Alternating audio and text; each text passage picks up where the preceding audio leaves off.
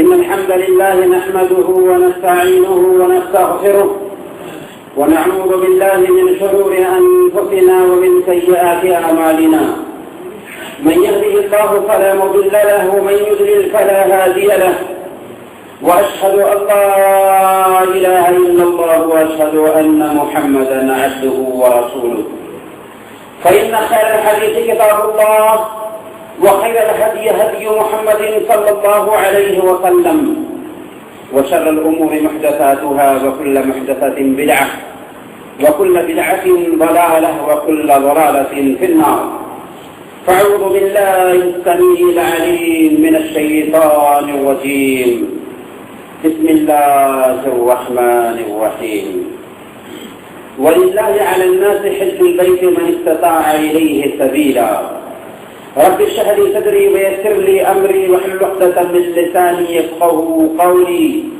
سبحانك لا علم لنا إلا ما علمتنا إنك أنت العليم الحكيم. حاضرین جمعہ، بزرگوں اور دینی میرے بھائیوں، آج کے خطبہ جمعہ میں انشاءاللہ ہم اس موضوع پر بات کریں گے کہ آخر حج مکہ مکرمہ میں ہی کیوں ہوتا ہے اور حج کرنے کا مقصد کیا ہوتا ہے. حج مکہ مکرمہ ہی میں کیوں اور حج کا مقصد کیا ہے. ان دو نکات پہ گفتگو کرنے سے پہلے ایک اصولی بات آپ یہ سمجھ لیجئے کہ آپ اگر ڈاکٹر کے پاس علاج کے لیے جاتے ہیں تو ڈاکٹر آپ کو دوا لکھ کر دیتا ہے اور پھر بتاتا ہے کہ یہ دوا 3 مرتبہ اور یہ ٹیبلٹ 1 مرتبہ اتنی تعداد میں کھانا.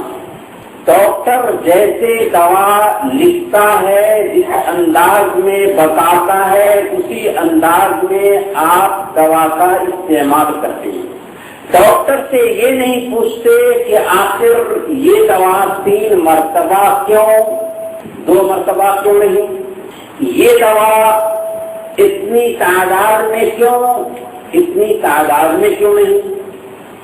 کیونکہ آپ کو پورا یقین ہے کہ ڈاکٹر نے جو تشخیص کی ہے اپنے تجربہ اور اپنے علم کی بنیاد پر کی ہے، لہذا ڈاکٹر نے جیسے بتایا ہے ویسے ہی دوا کا استعمال کریں گے تو ہمیں صحت ملے گی. معمولی پانی کے قطرہ سے پیدا ہونے والے انسان نے آپ کو ایک نسخہ بتایا تو آپ نے اس کو اپنایا اور اس پہ عمل کرنا شروع کر دیا. تو کیا خالق کے کائنات، ساری انسانیت کا خالق اور مالک، جس نے انسان کو پیدا کیا، انسان کی طبیعت سے آگاہ ہے، الا یعلم من خلق وهو اللطیف الخبیر، کیا وہی نہ جانے جس نے پیدا کیا اور وہ ہے بھی باعث بھی اور خبر رکھنے والا. اس اللہ نے انسان کے لیے چلنے کا، انسان کے لیے زندگی گزارنے کا سسٹم دیا، تو کیا ہماری ذمہ داری یہ نہیں بنتی ہے کہ ہم اس کے سامنے میں سر ٹیک دیں، یہ نہ پوچھیں کہ آخر اس کے اندر حکمت کیا ہے، اس کا فلسفہ کیا ہے. جی ہاں، مسلمان کا مطلب ہی ہوتا ہے اللہ اور اس کے رسول کے سامنے میں اپنے آپ کو جھکا دینے والا. مسلم کا ایک معنی ہوتا ہے نکیل زدہ اونٹنی کے، ایسی اونٹنی جس کے ناک میں نکیل ڈال دی گئی. جب ہم اپنے آپ کو مسلم کہتے ہیں تو اس کا مطلب یہ ہوا کہ ہمارے بھی ناک میں اللہ اور اس کے رسول کے احکام کی نکیل ڈال دی گئی ہے. اب ہم آزاد نہیں رہے، گویا کہ اللہ اور اس کے رسول کے احکام کو بلا چوک چرا، بلا کسی حکمت اور فلسفہ کو جانے ہوئے تسلیم کر لینا، مان لینا ہی اسلام ہے. لیکن اسلام انسان کی عقل سے لگتا ہوا مذہب ہے. اس لیے اسلام کے سارے احکام میں حکمتیں پائی جاتی ہیں، فلسفہ پایا جاتا ہے۔ کبھی وہ حکمت ہماری عقل کی محدودیت کی وجہ سے سمجھ میں آتی ہے اور کبھی سمجھ میں نہیں آ پاتی۔ کیا حکمت ہے حج کی اور کیوں حج مکہ میں رکھا گیا ہے، اس سلسلے میں ہم چار نکات آپ کے سامنے میں رکھیں گے۔ سب سے پہلے آخر مکہ میں ہی حج کیوں رکھا گیا؟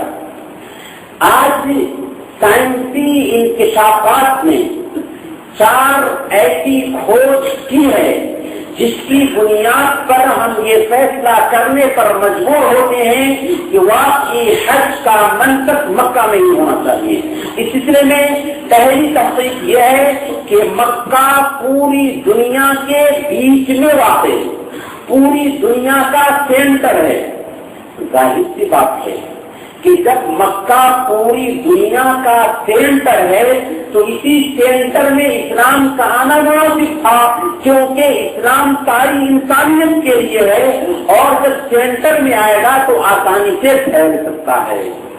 چنانچہ 1977 میں یہ تحقیق سامنے میں آئی۔ یہ کھوج کرنے والے مصر کے ایک سائنسداں ڈاکٹر حسین کمال الدین تھے۔ اس کھوج کی بنیاد پر ہمارے سامنے میں یہ حقیقت ظاہر ہو رہی ہے کہ جب مکہ پوری دنیا کے بیچوں بیچ واقع ہے اور اسلام ساری انسانیت کے لیے آیا، محمد صلی اللہ علیہ وسلم ساری انسانیت کے لیے آئے، قرآن ساری انسانیت کے لیے آیا، تو اب ضرورت تھی کہ پوری دنیا میں ایسی جگہ کا انتخاب اس کے لیے کیا جائے جو دنیا کے بیچوں بیچ واقع ہو، تاکہ دنیا کے کونا کونا میں آسانی سے یہ پھیل سکے۔ اور یہ بھی مناسب ٹھہرا کہ دنیا کے بالکل بیچ میں اس کا ایک سینٹر قائم کیا جائے جہاں پر دنیا کے کونا کونا کے لوگ اس سینٹر کی زیارت کے لیے آئیں۔ چنانچہ حج کا یہ منطق وہاں پر رکھا گیا۔ یہ حکمت پائی جاتی ہے حج کے منطق میں۔ ایک دوسری تحقیق سائنس کہتی ہے، یہ تحقیق امریکی سائنسداں کی ہے، اس نے علم ٹوپوگرافی میں مذہبی قصد سے بالکل بالا تر ہو کر ایک کھوج کرنی چاہیے تھی۔ اس کا مقصد یہ نہیں تھا کہ عقیدے اور مذہب کی بنیاد پر کون سی ایسی دھرتی ہے جو سب سے زیادہ اپنے اندر کھچاؤ رکھتی ہے، مقصد یہ نہیں تھا، بلکہ یوں ہی مذہبی قصد سے بالا تر ہو کر اس نے کھوج کرنے کی کوشش کی کہ دنیا میں وہ کون سی ایسی دھرتی ہے جو اپنے اندر سب سے زیادہ اٹریکشن رکھتی ہے، سب سے زیادہ کشش رکھتی ہے، سب سے زیادہ کھچاؤ رکھتی ہے۔ تو اچانک اس کے سامنے یہ نتیجہ آیا کہ یہ دھرتی مکہ مکرمہ ہے۔ آج سے 1450 سال پہلے اللہ رب العالمین نے اس کی طرف اشارہ کر دیا تھا کہ جائے کہ آج کا سائنسداں آ کر کے اس کی تحقیق کرے۔ وہی البیت مثابۃ للناس وامنا، ہم نے خانہ کعبہ کو امن کی جگہ بنایا اور لوگوں کے بار بار لوٹ کر آنے کی جگہ بنایا۔ بلکہ حضرت ابراہیم علیہ السلام نے جو دعا کی تھی، ربنا انی اسکنت من ذریتی بواد غیر ذی زرع عند بیتک المحرم ربنا لیقیموا الصلاة فاجعل أفئدة من الناس تهوی الیہم وارزقهم من الثمرات لعلهم یشکرون۔ ابراہیم علیہ السلام جب اپنی اولاد کو بتا رہے تھے اور وہاں سے نکل رہے تھے تو ابراہیم علیہ السلام نے جو دعا کی تھی اس دعا میں یہ بات بھی کہا تھا، فاجعل أفئدة من الناس تهوی الیہم، اے اللہ لوگوں کے دلوں کو اس کی طرف کھینچ دے، اس کی طرف مائل کر دے۔ چنانچہ چند ہی دنوں میں جو قبیلہ آ کر کے وہاں پر بس جاتا ہے۔ اور آج واقعی ہم دیکھتے ہیں کہ پوری دنیا کا سینٹر مکہ بنا ہوا ہے، دنیا کے کونا کونا سے وہاں پر لوگ حاضر ہوتے ہیں اور پھر اپنے اپنے ملکوں میں واپس جاتے ہیں۔ اس طرح سے دوسری تحقیق یہ کہتی ہے کہ مکہ مکرمہ پوری دنیا میں سب سے زیادہ کھچاؤ رکھنے والی سختی ہے، یہاں تک کہ غیر مسلموں کی بھی خواہش ہوتی ہے کہ مکہ مکرمہ کی زیارت کریں۔ یہ فطری کھچاؤ ہے، فطری کشش ہے، فطری اٹریکشن ہے۔ تیسری تحقیق آب زمزم کے بارے میں۔ آب زمزم دنیا کے پانیوں میں سے ایک عجیب پانی ہے، جی ہاں عجیب پانی ہے۔ اسماعیل علیہ السلام کی پیاس بجھانے کے لیے ایک چشمہ جو جاری ہوا تھا، آج سے تقریباً 4,500 سال پہلے اب تک یہ چشمہ جاری ہے۔ 1 منٹ میں 18.5 لیٹر پانی نکلتا ہے۔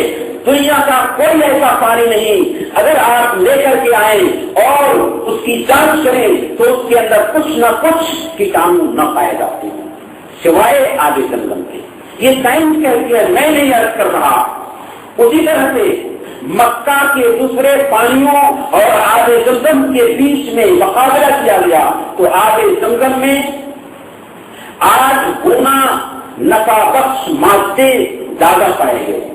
اس طرح سے آب زمزم ایک معجزہ ہے، جی ہاں ایک معجزہ ہے، جس کے بارے میں اللہ کے نبی صلی اللہ علیہ وسلم نے خود کہہ دیا ماء زمزم لما شرب له۔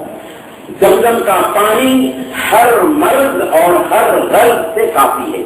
جو بیماری ہو، جو مقصد ہو، جس مقصد کے تحت آپ زمزم کا پانی استعمال کریں، جس بیماری کے تحت زمزم کا پانی استعمال کریں، وہ بیماری اور وہ مقصد آپ کا پورا ہو جائے۔ چوتھی تحقیق خانہ کعبہ کے متعلق حجر اسود کے تعلق سے ہے۔ حجر اسود کے بارے میں اللہ کے نبی صلی اللہ علیہ وسلم نے ترمذی کی روایت کے مطابق بیان فرمایا تھا نزل الحجر الاسود من الجنہ، حجر اسود جنت سے اترنے والا پتھر ہے۔ ایک برطانیہ کا سائنسداں ریچارڈ برٹن وہ سوچتا ہے کہ آخر مسلمان مورتی پوجا نہیں کرتے، لیکن خانہ کعبہ میں جو حجر اسود ہے، کالا پتھر ہے، اس کو کیوں چنتے ہیں؟ اس کو کچھ سمجھ میں نہیں آ رہا تھا، جہاں تک کہ اس نے عربی زبان سیکھا مصر آ کر کے، اور پھر مسلمانوں کے لبادہ میں مدھیش بدل کر کے مصر سے حاجیوں کے قافلے کے ساتھ میں حاجیوں کے ساتھ آیا۔ اس کا مقصد حج کرنا نہیں تھا بلکہ حجر اسود سے ایک ٹکڑا حاصل کرنا مقصد تھا، اور اس وقت بہت آسان تھا کہ ایک انسان حجر اسود کو توڑ کر کے اتنی حفاظتی دستے نہیں تھے، چنانچہ اس نے حجر اسود سے ہلکا سا ٹکڑا لینے میں کامیابی حاصل کر لی، اور وہ پھر برطانیہ گیا، وہاں پر اپنی لیبارٹری میں اس کی کھوج شروع کی کہ آخر یہ پتھر کیا ہے کہ مسلمان اس کو چنتے ہیں۔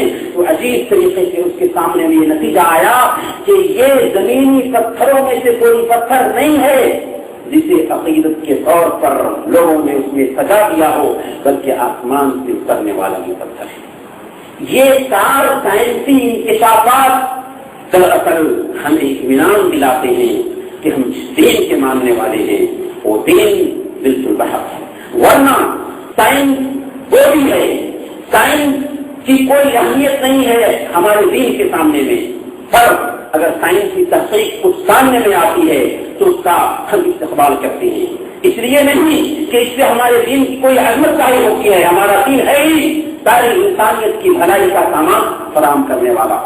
تو یہ 4 سائنسی انکشافات یہ بتا رہے ہیں کہ واقعی حج کا مکہ مکرمہ میں ہونا منطقی اور عقلی اعتبار سے مناسب ہے۔ سب سے پہلی تحقیق یہ کہتی ہے کہ مکہ مکرمہ پوری دنیا کا سینٹر ہے۔ دوسری تحقیق یہ کہتی ہے کہ مکہ مکرمہ پوری دنیا میں سب سے زیادہ کھچاؤ رکھنے والی دھرتی ہے۔ تیسری تحقیق یہ کہتی ہے کہ حجر اسود آسمان سے اترنے والا پتھر ہے، اور چوتھی تحقیق اصل میں آب زمزم کے تعلق سے ہے، جو دنیا کے پانیوں میں ایک موسیقی پانی پایا جا رہا ہے آج کے ڈیٹ میں۔ اب سوال یہ ہے کہ حج کا کیا فائدہ ہے، حج کے اثرات ایک انسان پر کیا پڑتے ہیں؟ تو اس کا جواب اللہ رب العالمین نے چھوٹی سی آیت میں دے دیا، لیشہدوا منافع لہم، تاکہ لوگ یہاں حاضر ہو کر کے اس کے فائدے حاصل کریں۔ حج کا کیا فائدہ ہے؟ 4 فائدے مختصر طریقے سے ہم آپ کے سامنے میں رکھیں گے، اس کے بعد اپنی بات ختم کریں گے۔ سب سے پہلے حج کا فائدہ ایک حاجی کو یہ ملتا ہے کہ اس کے اندر ابدیت کا احساس پیدا ہوتا ہے۔ وہ سمجھتا ہے کہ حقیقی معنوں میں حج کرنے کے بعد میں اللہ کا بندہ بنا۔ دنیا میں مشغول ہونے کی وجہ سے یہ جو ابدیت ہے، یہ جو بندگی ہے، اثر انداز ہوتی ہے، لیکن جب ایک آدمی حج کا سفر کرتا ہے اور حج کے مناسب ادا کرتا ہے تو قدم قدم پر اسے آخرت کی یاد آتی ہے۔ جب وہ احرام پہنتا ہے تو اسے یہ احساس ہوتا ہے کہ آج کے دن میں احرام پہن رہا ہوں، ایک دن ہماری زندگی میں بھی آنے والا ہے کہ میں مروں گا، مجھے حکم دیا جائے گا، ایسے ہی کفن پہنایا جائے گا اور ہمارے رشتے دار گلے پہ ناپ کر کے لے جا کر کے من مٹی کے نیچے دبا دیں گے۔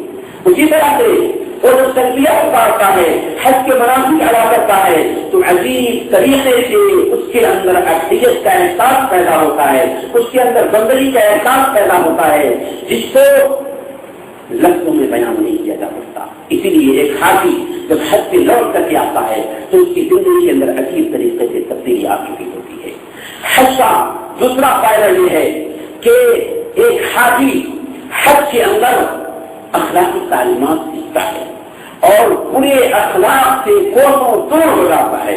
اس کو بھی ہم دیکھ سکتے ہیں ایک حاجی کے اندر جو حج کر کے لوٹا ہے کیسے اس کے اندر اخلاقی تعلیمات آ چکی ہیں، کیسے وہ پورے اخلاق سے دور ہو چکا ہے۔ اللہ نے خود بیان فرمایا فمن فرض فیہن الحج فلا رفث ولا فسوق ولا جدال فی الحج، جس کسی کے اوپر حج فرض ہو گیا تو حج کی حالت میں اس کے لیے ضروری ہے کہ وہ کوئی بات نہ کرے، وہ بےہودہ بات نہ کرے، وہ جنسی گفتگو نہ کرے۔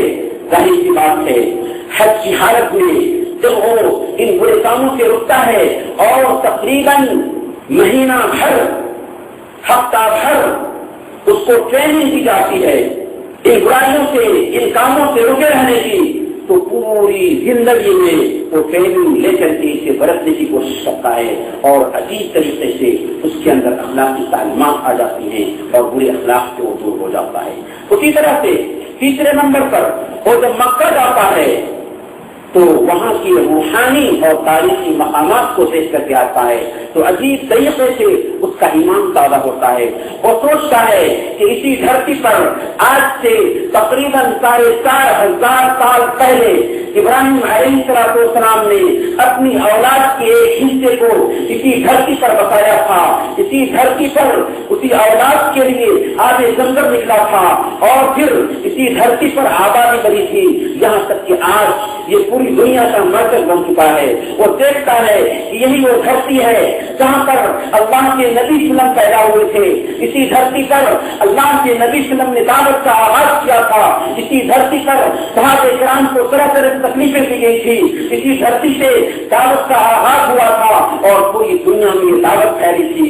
بولا کہ یہ تاریخی اور روحانی ماحول کو دیکھ کر عجیب طریقے سے اس کی زندگی کے اندر تبدیلی جاتی ہے۔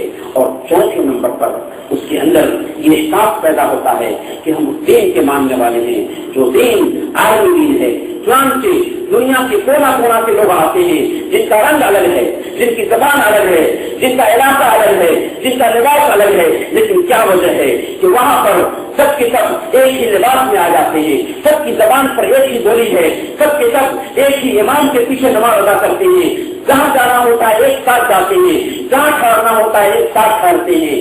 یہ ہے اصل میں عالمی بھائی چارہ کا تصور جو اسلام دیتا ہے۔ تو بولا کہ 4 ایسے فوائد ہیں جو حج سے ہمیں حاصل ہوتے ہیں۔ پہلے نمبر پر اس کے اندر بندگی کا صحیح احساس پیدا ہوتا ہے، دوسرے نمبر پر ایک بندہ اخلاقی تعلیمات سیکھتا ہے اور برے اخلاق سے دور ہو جاتا ہے، تیسرے نمبر پر وہاں کے روحانی اور تاریخی مقامات کو دیکھنے کی وجہ سے اس کا ایمان تازہ ہوتا ہے، اور چوتھے نمبر پر وہاں سے یہ سبق لے کر کے آتا ہے کہ ہم اس دین کے ماننے والے ہیں جو دین عالمی بھائی چارہ کا تصور دیتا ہے، مساوات اور اتحاد کا تصور دیتا ہے۔ अल्लाह ताला से दुआ है कि अल्लाह ताला हम सबको इस दीन की अजमत और इस दीन के मकाम और मर्तबा को समझे और उसे अपनी जिंदगी में लागू करने की तौफीक अता फरमाए। वसल्लल्लाहु अला नबीना मुहम्मद व अला आलिहि व सहबिहि अजमईन। बारकल्लाहु लना व लकुम फिल क़ुरआनिल अज़ीम व नफ़अना व इय्याकुम बिल आयाति व ज़िक्रिल हकीम। इन्नहु तआला जवादुन करीमुन मलिकुन मर्रूफुन ग़फूर।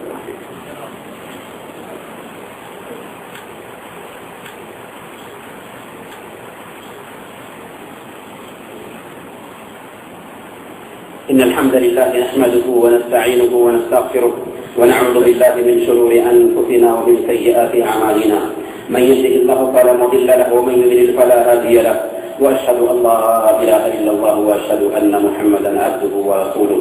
فإن خير الحديث كتاب الله وخير الهدي هدي محمد صلى الله عليه وسلم وشر الأمور محدثاتها وكل محدثة بدعة وكل بدعة ضلالة وكل ضلالة في النار. فأعوذ بالله السميع العليم من الشيطان الرجيم. بسم الله الرحمن الرحيم. إن الله وملائكته يصلون على النبي يا أيها الذين آمنوا صلوا عليه وسلموا تسليما. اللهم صل وسلم وبارك على محمد وعلى آل محمد كما صليت على إبراهيم وعلى آل إبراهيم إنك حميد مجيد.